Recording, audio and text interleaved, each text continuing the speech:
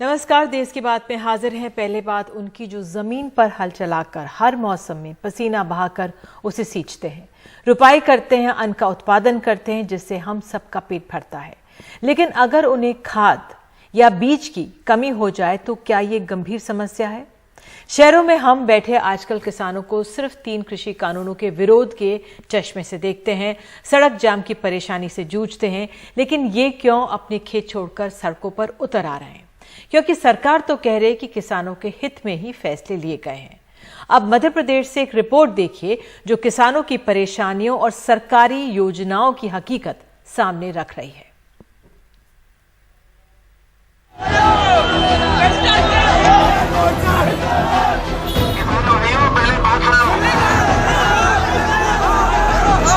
किसान है, खाद नहीं मिल रहा, 2-3 दिन आगे लगे डीएपी फर्टिलाइजर का थोड़ा शॉर्टेज है क्योंकि हम डीएपी को इंपोर्ट करते हैं और उसके भाव भी बढ़े हैं। पिछले सीजन में जब भाव बढ़े थे तो एक बैग पर 1200 रुपये सब्सिडी देना मोदी जी ने निर्णय किया था, जिससे किसानों पर भार ना पड़े। और अभी फिर अंतर्राष्ट्रीय भाव बढ़ा तो 1650 रुपया प्रति बैग डीएपी पर सब्सिडी देने का निर्णय हुआ है और डीएपी को मंगाया जा रहा है और कोशिश की जा रही है कि डीएपी की आपूर्ति ठीक से की जाए। देश के कृषि मंत्री मान रहे हैं कि डीएपी की दिक्कत है। उनके संसदीय इलाके में लूट तक मची है। अशोकनगर में किसान रात भर लाइन में लगे हैं, डंडे चल रहे हैं, अधिकारियों को घेरा जा रहा है। विपक्ष का आरोप है कि आपूर्ति उपचुनाव वाले इलाकों में हो रही है। ये आरोप लगाते हुए बंडा से कांग्रेस के विधायक रो पड़े। विधानसभा के साथ सौतेला व्यवहार कर रही है क्योंकि आप सभी किसानों ने मुझे विधायक बनाया था। आज हमारे बंडा विधानसभा क्षेत्र का जितना भी खाद था, बेईमानों ने, भ्रष्टाचारियों ने टीकमगढ़ में उपचुनाव होने जा रहा है वहाँ भेज दिया है। खाद बीज की कमी, किसानों की परेशानी और सरकारी अनदेखी का वार्षिक आयोजन है। खबर के दूसरे हिस्से में है कि कैसे सरकारी किताबों में किसानों के लिए मौसम गुलाबी होता है। शायद आपको भी यही दिखाया और पढ़ाया जाता होगा, लेकिन हकीकत क्या है?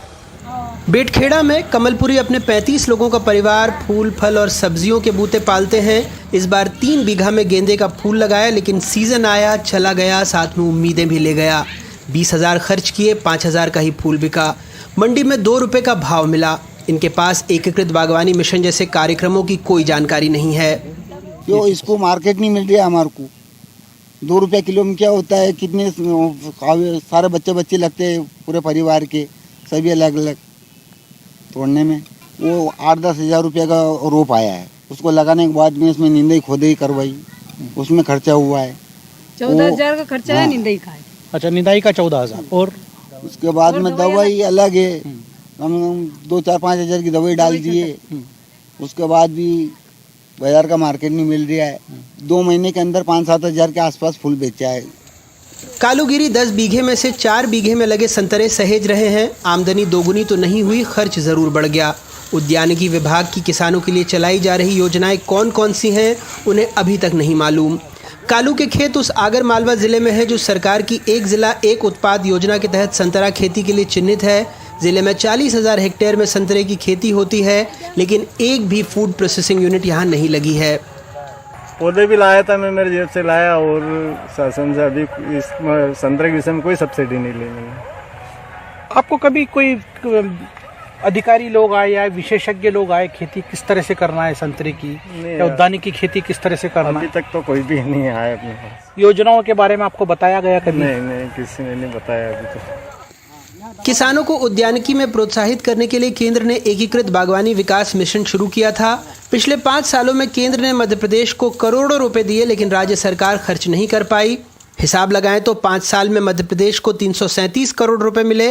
52 में से 39 जिलों में योजना का लाभ देने का लक्ष्य था, जिसमें उद्यानिकी विभाग सिर्फ 169 करोड़ रुपए ही खर्च कर पाया।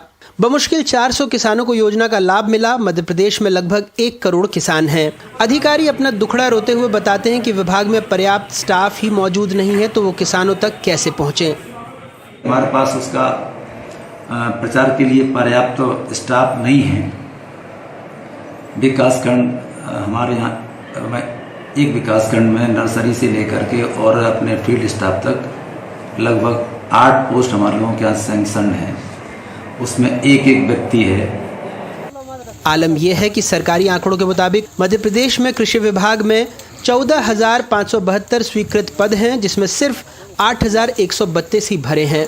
बहरहाल इन सब के बीच मुख्यमंत्री, कृषि मंत्री सहित कैबिनेट के 12 मंत्री और 40 विधायक 3 विधानसभा और 1 लोकसभा सीट के उपचुनाव में व्यस्त हैं। इस देश में किसानों की दिक्कत यह है कि उनकी दिक्कत किसी को दिखती ही नहीं है। सरकारी योजनाओं का बखान अखबारों में सुर्खियां बन जाता है, उस पर किताबें छप जाती हैं, लोग तालियां बजा देते हैं, लेकिन कई बार ये योजनाएं किसानों के किसी काम नहीं आती हैं। मध्य प्रदेश में जफर मुल्तानी, राकेश और स्वदेश के साथ अनुराग द्वारी, एनडीटीवी इंडिया। लेकिन सरकार की तरफ से कहा जा रहा है कि कमी थी, लेकिन अब सब सप्लाई सामान्य हो गई है। वैसे सरकार का ठीकरा बारिश पर भी है कि उसकी वजह से इस बार बुआई जल्दी शुरू हुई और इसकी वजह से डीएपी की सप्लाई पर असर पड़ा है। रवीश रंजन शुक्ला दे रहे हैं इस बारे में और पहलुओं की जानकारी। देखिए, कृषि मंत्री नरेंद्र तोमर ये लगातार कह रहे हैं कि डीएपी खाद की कई सारी जगहों पर कमी है, लेकिन उसको सुनिश्चित किया जा रहा है कि सप्लाई आए। उधर आज जब हमने उर्वरक मंत्री मनसुख मांडविया से जब इस बारे में बात करने की कोशिश की तो उन्होंने ऑन कैमरा तो बात नहीं किया, लेकिन पत्रकारों के साथ बातचीत में उन्होंने 3-4 चीज़ें कही। उन्होंने कहा कि चूंकि वैश्विक बाजार में डीएपी जो खाद है उसकी बार बार कीमतें बढ़ रही थी, तो इसकी वजह से जो कंपनियां हैं उन्होंने देर से खरीदा। दूसरी बात उन्होंने ये की कि जो किसान हैं, चूँकि बारिश हर जगह हो गई तो किसान तकरीबन 15 से 20 दिन पहले ही जो है वो मटर, चना और जो दूसरी फसलें हैं उनको उन्होंने लगाना शुरू कर दिया। इसके वजह से अचानक जो है एकाएक डीएपी खाद की डिमांड जो है वो बढ़ गई। शायद सरकार को इस बात का अंदाजा नहीं था। तीसरी बात वो ये कह रहे हैं कि चूंकि बार बार वैश्विक मार्केट में डीएपी खाद के रेट बढ़ रहे थे, तो इसकी वजह से बार बार उन्होंने कैबिनेट में अप्रूवल लेना पड़ा सब्सिडी बढ़ाने के लिए। लेकिन जो जानकार हैं वो उससे उलट कुछ बातें कह रहे हैं, वो भी मैं आपके सामने रखना चाहता हूँ। जानकार ये कह रहे हैं कि चूँकि सब्सिडी अब ज़्यादा देनी पड़ रही है, सरकार को 1650 रुपये एक बोरी पर सब्सिडी देनी पड़ रही है, तो इसके वजह से सरकार खुद किसानों से अपील कर रही है कि वो डीएपी खाद का उपयोग कम से कम करें। दूसरी बात जानकार ये भी कह रहे हैं कि पिछले साल जहां पर 30 सितंबर तक डीएपी खाद तकरीबन 50 लाख टन जो है वो हमारे यहाँ था, इस साल जो है केवल 20 लाख टन था। तो कहीं ना कहीं उस कमी की वजह से भी जो है वो किसानों को किल्लत डीएपी की झेलनी पड़ी। लेकिन अब जो उर्वरक मंत्री हैं वो ये कह रहे हैं कि एक बाकायदा वॉर रूम बनाया गया है, डिमांड सप्लाई को देखा जा रहा है। जो रेलवे के रैक हैं वो 40 से बढ़कर 60 हो गए हैं और वो सुनिश्चित कर रहे हैं कि जो डीएपी खाद की सप्लाई है वो भारत के तमाम सारी जगहों पर हो और किसानों को ये जो परेशानी है ये न झेलनी पड़े। लेकिन फ़िलहाल अभी भी परेशानी कई सारी जगहों पर डीएपी खाद की बनी हुई है और किसानों को परेशान होना पड़ रहा है। दिल्ली से रवीश रंजन शुक्ला, एनडीटीवी इंडिया। देश की बात में आप सीधे चलते हैं मुंबई। आर्यन खान की जमानत पर सुनवाई अब कल भी होगी। कल 2:30 बजे तक के लिए सुनवाई टाल दी गई है। हमारे साथ हमारे सहयोगी सोहित मिश्रा हैं। सोहित, तो फिलहाल कल तक क्यों टला है मामला, क्या हुआ कोर्ट में आज? जी देखिए, आज अदालत में जब इसकी सुनवाई शुरू हुई, क्योंकि आर्यन खान के अगर केस की बात करें तो 57वां नंबर उनका मामला था, तो सुबह से ही हम लगातार रुके हुए थे कि कब उनके मामले में सुनवाई शुरू होती है। और सुनवाई शुरू होते होते काफ़ी समय हो चुका था और सुनवाई क्योंकि पूरी नहीं हो पाई है, इसलिए कल दोपहर 2:30 बजे के बाद एक बार फिर से इस पूरे मामले में आगे की सुनवाई होगी। आज जब आर्यन खान की बात करें तो जिस तरह से मुकुल रोहतगी ने बात रखी उसमें कई सारी चीज़ें उन्होंने कही, क्योंकि ये जो पूरा मामला है जो एनसीबी ने बनाया वो 3 चीज़ों पर बनाया गया है: consumption of drugs, possession of drugs and buying and selling of drugs. यानी ड्रग्स कंज्यूम करना, उसका सेवन करना, ड्रग्स पोजेस करना, अपने पास रखना और ड्रग्स बेचना या खरीदना। और वो इसी पर बार बार कहते रहे कि ना ही आर्यन खान के पास से ड्रग्स मिला तो कंजम्पशन या पोजेशन की बात नहीं आती है, और ना ही उनके पास पैसे थे तो उसका बाय और सेलिंग की बात भी नहीं आती है। आज सुबह हमने देखा कि किस तरह से सुनवाई से पहले व्हाट्सएप के जो कुछ चैट्स हैं वो आ गए थे, वो लीक हुए थे, तो उस पर भी कहा गया कि वो जो चैट्स हैं वो 2018 के हैं, वो विदेश के दूसरे लोगों से जो बातचीत बातचीत की गई थी, जो वो चैट्स हैं जिसका इस पूरे मामले से कोई लेना देना नहीं है और उसे इस मामले में जानबूझकर जोड़ा जा रहा है और इसमें एक इंटरनेशनल ड्रग एंगल देने की कोशिश की जा रही है। इसके अलावा ये भी कहा गया कि अरबाज मर्चेंट जो उनके साथ में थे उनके पास से जरूर कुछ ड्रग्स मिला हो, लेकिन आर्यन खान से कुछ भी ड्रग्स नहीं मिला और जो अरबाज मर्चेंट से भी मिला वो 6 ग्राम ही ड्रग्स उनके पास से मिले हैं, जो कि स्मॉल क्वांटिटी में आता है और ऐसे में इसमें अधिकांश जो सजा है वो 1 साल की है, तो जमानत दी जानी चाहिए। यानी इसी सारी चीजों पर लगातार बातचीत हो रही थी और इस पूरे मामले में अब कल एक बार फिर से सुनवाई आगे जारी रहेगी, तो ये देखना महत्वपूर्ण होगा कि क्या कुछ आगे होता है, क्योंकि जिस तरह से हमने देखा क्या कुछ आगे होता है इसी पे नजर। सोहित, मुझे आपको रोकना पड़ रहा है क्योंकि समय मेरे पास ज्यादा नहीं है, लेकिन अब इस मामले में कल सुनवाई होगी। एक छोटे से ब्रेक के बाद लौटते हैं, बने रहिए एनडीटीवी इंडिया के साथ। तो देश की बात में बात बिहार की। देश के अन्य राज्यों की तरह बिहार के 2 विधानसभा सीटों पर 30 तारीख को वोट डाले जाएंगे, लेकिन ये चुनाव मुख्यमंत्री नीतीश कुमार और विपक्ष के नेता तेजस्वी यादव के लिए प्रतिष्ठा का प्रश्न बन गया है। जहां नीतीश अन्य एनडीए नेताओं के साथ लगातार 2 दिनों तक चुनाव प्रचार कर रहे हैं, वहीं तेजस्वी 10 दिनों से बारी बारी से दोनों विधानसभा में जमकर प्रचार कर रहे हैं। दूसरे नेताओं के साथ हेलीकॉप्टर से निकलते हुए नीतीश कुमार वो तारापुर विधानसभा क्षेत्र में एक और सभा में पहुंचे थे। राजीव कुमार सिंह जी को विजयी बनाइए। नीतीश कुमार पिछले साल इसी सीट के साथ ही कुशेश्वर स्थान सीट भी जीतने में कामयाब हुए थे। हम तो एक ही अपील करेंगे, कल क्या था इसको भूलिएगा मत और जो भी उसके बाद किया गया है उसको ध्यान रखिएगा और एक के बाद कहीं कोई कमी रहती है उस काम को पूरा करने के लिए हम लोग प्रयास करते हैं। हम तो ये दावा नहीं करते हैं कि जितना चाहे सब काम हो गया, लेकिन फिर भी बहुत हद तक काम हुआ। नीतीश की तुलना में तेजस्वी यादव अपनी सभाओं में जनता से कुछ इस अंदाज में संपर्क और संवाद करते हैं। क्या तकलीफ है यार? बिजली भी कटौती करने लगा।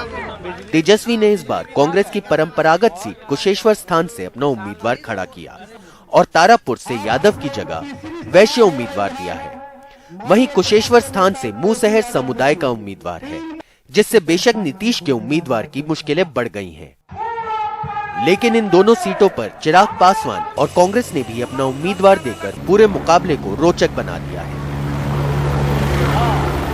बुधवार को लालू यादव तेजस्वी के साथ इन दोनों विधानसभा क्षेत्रों में प्रचार करेंगे। तारापुर से कैमरामैन हबीब अली के साथ मनीष कुमार की रिपोर्ट, एनडीटीवी इंडिया। और देश की बात में आगे है, कांग्रेस को मजबूत राह देने के लिए सोनिया गांधी ने पदाधिकारियों को खरी खरी सुनाई आज।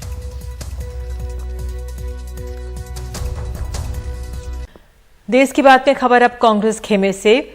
10 दिन के भीतर दूसरी बार कांग्रेस की बड़ी बैठक हुई है। सोनिया गांधी ने साफ किया है कि पार्टी संगठन के मामले में वो गंभीर हैं और अंदरूनी असंतोष से निपटने के लिए तैयार भी हैं। सोनिया गांधी ने कहा है कि पार्टी के पदाधिकारी अपने निजी महत्वाकांक्षाओं को छोड़कर संगठन को मजबूत करें। कांग्रेस के राष्ट्रीय महासचिव, प्रदेश प्रभारियों और प्रदेश अध्यक्षों की बैठक। सोनिया गांधी ने बीजेपी आरएसएस पर निशाना साधा। कहा कि देश में लोकतंत्र और संविधान बचाने के लिए जरूरी है कि इनकी द्वेषपूर्ण नीतियों से पूरी तैयारी के साथ लड़ा जाए। एक पूरा जो नफरत का वातावरण है, उस नफरत के वातावरण को जिसमें हिंदुस्तान के संविधान और प्रजातंत्र दोनों पर हमला है, उससे लोहा लेने के लिए एक वैचारिक जंग का ऐलान। इस बैठक में सोनिया गांधी ने संगठन के भीतर अनुशासन और असंतोष का सवाल भी उठाया। कहा कि पार्टी की बात जमीनी कार्यकर्ता तक नहीं पहुंचती। नीतिगत मुद्दों पर राज्य स्तर के नेताओं में एकजुटता की कमी नजर आती है। नसीहत भी दी कि अनुशासन की सीमा ना लागे और उस अनुशासन के लिए ये अनिवार्य है कि मेरी आवाज एक हो, मेरे यहां से 2 स्वर ना हो। यही उनकी नसीहत है और मुझे लगता है कि बड़े से बड़े नेता और छोटे से छोटे कार्यकर्ता को पार्टी की अध्यक्षा जी की इस नसीहत को सकारात्मक रवैये से अपनी अंतरात्मा में ढालकर जरूर सोचना चाहिए। कई राज्यों में चुनाव से पहले ये कवायद बताती है कि कांग्रेस जमीनी स्तर पर आंदोलन की कोशिश और तैयारी में है। महज 10 दिनों के भीतर कांग्रेस की दूसरी बड़ी बैठक है और इससे हुई बातचीत से पता लगता है कि अब पार्टी की कोशिश संगठन को मजबूत करने की है और आम लोगों को साथ लेकर सड़क पर दिखने की है। पर क्या इस पर अमल आसान है? नई दिल्ली में कैमरामैन जेवियर थॉमस के साथ राजीव रंजन, एनडीटीवी इंडिया। लखीमपुर खीरी मामले में उत्तर प्रदेश पुलिस की जांच पर सुप्रीम कोर्ट ने आज फिर सवाल उठाए। अदालत ने पूछा है, सैकड़ों किसान होने के बावजूद सिर्फ 23 चश्मदीद ही क्यों मिले? लखीमपुर खीरी में हुई हिंसा में यूपी पुलिस की जांच पर सुप्रीम कोर्ट की गहरी नजर है। एक बार फिर यूपी पुलिस की एसआईटी को तीखे सवालों से गुजरना पड़ा। अदालत ने कहा, किसानों की विशाल रैली थी और आपको सिर्फ 23 चश्मदीद मिले। 4-5 हजार की भीड़ में ज्यादातर लोकल थे। ऐसे ज्यादा गवाहों को तलाशें और बयान दर्ज करें। और भी लोग होंगे जिन्होंने घटना को देखा होगा। सभी चश्मदीद गवाहों को पूरी सुरक्षा प्रदान करें। वहीं इस घटना में एक पत्रकार समेत 3 लोगों की मौत के मामले में अदालत ने यूपी सरकार से अलग स्टेटस रिपोर्ट मांगी है। उनके परिवारों ने अदालत को बताया है कि पुलिस उनकी शिकायतों पर कार्रवाई नहीं कर रही है। वहीं यूपी सरकार ने बताया है कि 68 गवाहों में से 30 गवाहों के बयान दर्ज किए गए हैं। इन 30 में से 23 चश्मदीद गवाह हैं। हमने चश्मदीदों की तलाश में सार्वजनिक विज्ञापन दिए हैं। फिर वो लोग आए जिन्होंने कार में सवार लोगों को असल में देखा था। हमने मोबाइल वीडियो और वीडियोग्राफी के सबूत भी जुटाए हैं। गवाहों को यूपी पुलिस पहले ही सुरक्षा मुहैया करा रही है। अभी हमें जो लगता है कि कोर्ट इनकी सारी जो इनकी प्रोसीडिंग को चेक कर रही है कि इन्वेस्टिगेशन कैसा कर रही है। जैसा आपने आज देखा होगा कि उन्होंने कहा कि आप जो है फॉरेंसिक रिपोर्ट के बारे में भी उन्होंने बात की कि अगर आपकी रिपोर्ट सही नहीं आती है तो मुझे फॉरेंसिक लैब को डायरेक्शन करना देना पड़ेगा। और दूसरी ये बात थी, उनका ये मानना था कि जो इतनी जहाँ पे गैदरिंग हो उसमें जो है आपको जो है आई विटनेस और इंजर्ड विटनेस नहीं मिल रहे हों। ये बहुत बड़ा सवाल उठाया था कोर्ट ने। सुप्रीम कोर्ट ने इस मामले की अगली सुनवाई 8 नवंबर को तय की है। ये एक ऐसा मामला है जिसमें बार बार सुप्रीम कोर्ट यूपी पुलिस को चेताता है, हिदायत देता है और आगे नसीहत भी देता है। जाहिर है सुप्रीम कोर्ट ने साफ कर दिया है कि वो इस मामले को ऐसे ही छोड़ने वाला नहीं है और अब यूपी सरकार को 8 नवंबर को पुख्ता स्टेटस रिपोर्ट के साथ आना होगा। नई दिल्ली से हिमांशु शेखर मिश्रा और शशिकांत के साथ आशीष भार्गव, एनडीटीवी इंडिया।